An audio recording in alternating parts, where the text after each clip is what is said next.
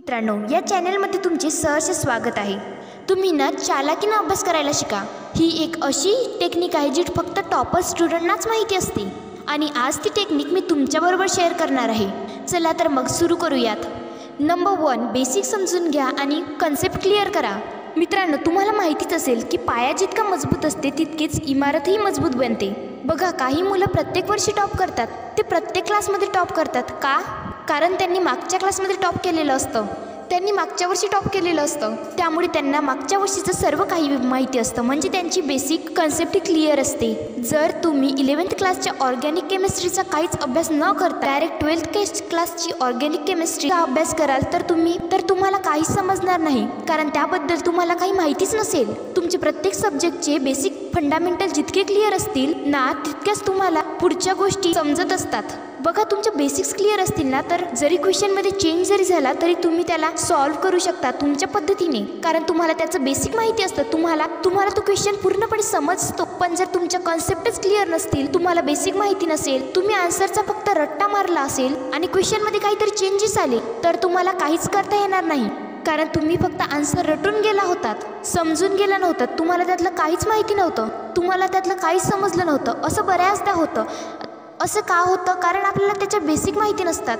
म्हणून तुम्ही ज्याही सब्जेक्टचा अभ्यास करत असाल, फॉर एक्झाम्पल मॅथ्स, तर त्याचे सगळे फॉर्म्युले एकदा नीट लिहून घ्या, त्यांना वाचून घ्या, त्यांना समजून घ्या, त्यांना पाठ करून घ्या आणि त्याचा अभ्यास करा, कारण ते जास्त महत्त्वाचं आहे। आणि तुमच्या बेसिक जर क्लिअर असतील ना, तर तुम्हाला कोणत्याही विषयाचा अभ्यास करताना खूप मजा येईल, तुम्हाला इंटरेस्ट वाटायला लागेल।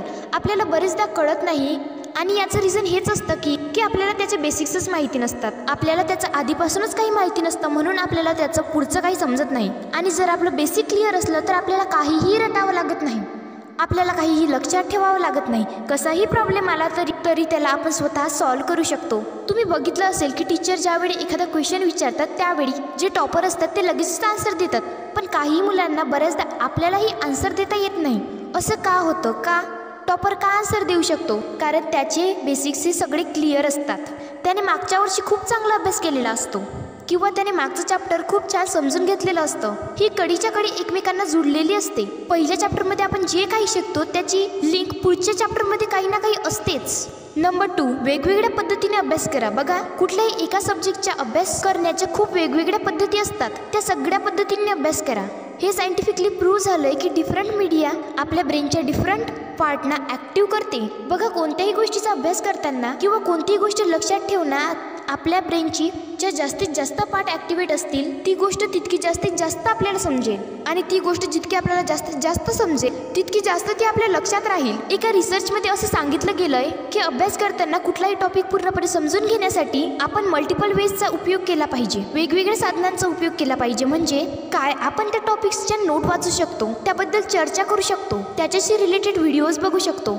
त्याबरोबर तुम्ही अजून एक गोष्ट करू शकता, ते सर्व काही रेकॉर्ड करून तुम्ही तुमच्याच आवाजात तुम्हाला ते पुन्हा पुन्हा ऐकायचंय। जर तुम्ही एकाच टॉपिकचा अभ्यास अशा वेगवेगळ्या पद्धतीने केला तर ते तुमच्या राहण्यात खूप जास्त सोपं होतं, सगळं काही इझी होऊन जातं, सगळं काही इझिली तुमच्या लक्षात राहायला लागतं। म्हणून जेव्हा तुम्ही नेक्स्ट टाइम स्टडी करायला बसणार तेव्हा ही टिप नक्की फॉलो करा। नंबर 3, झालेल्या अभ्यासाची समरी बनवा।